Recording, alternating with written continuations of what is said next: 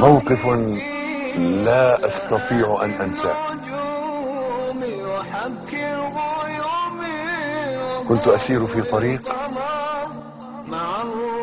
وفوجئت أن خرج علي أخ جلي حمادة، وارتمى في الحضن يقبل ويبكي، وأنا طبعا وهو في حضني أنا مش شايف هو مين ده، ولكن تفاعلت معه. أخ بيسلم ويفلت ويحضن تاني ويفلت ويحضن تاني، وبعدين بص لي كده قال لي انت مش فاكرني؟ فبصيت له كده وقلت له لا. هو حضرتك مين؟ فكرني. فرجع لورا. نسيتني؟ انا قلت له والله يعني معلش فكرني. فجلس في الارض يبكي بحرارة وينتحر. نسيتني؟ انت مش فاكرني؟ انا فلان كنت معاك في ابتدائي واعدادي.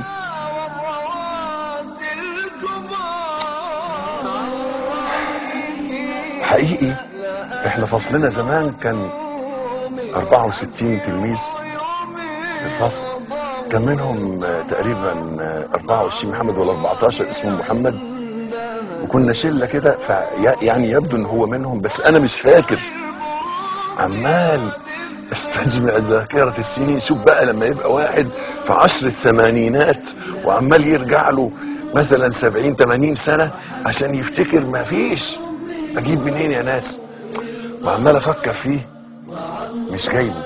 والراجل كل ما يحس يبص في عينيا كده يلاقيني مش فاكر، يزداد اشتعالا في البكاء واجهاشا في البكاء. فمديت ايدي اوقفه مش عايز يقف. حقيقة انا بقول لكم دلوقتي يمكن حد بيضحك وحد بيبتسم، بس انا بتمالك نفسي بالعافية. وتصوروا معايا الموقف، عمال يقول انت نسيتني؟ انا اتنسي؟ يبدو ان احنا كنا اصحاب قوي.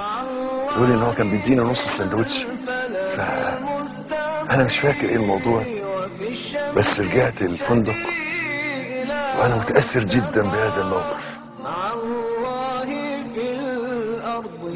وقعدت افكر، بس مش افكر في الشخص عشان اجيبه، لكن على طول هجمت على ذاكرتي ان الله قد ينسى عبده.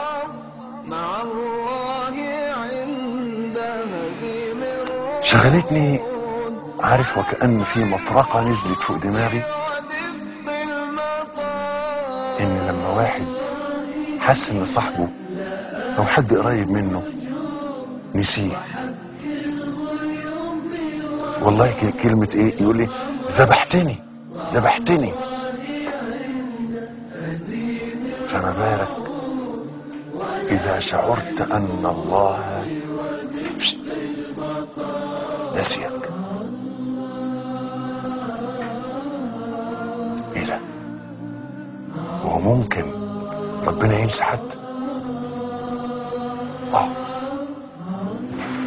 في 3 مواضع في القرآن 3 أسباب لنسيان الله لعبده. السبب الأول نسوا الله فنسيهم، والسبب الثاني وقيل اليوم ننساكم كما نسيتم لقاء يومكم هذا. أن ينسى الإنسان اليوم الآخر. والسبب الثالث أن ينسى الإنسان شرع الله والقرآن. قال سبحانه وتعالى كذلك أتتك آياتنا فنسيتها وكذلك اليوم تنسى.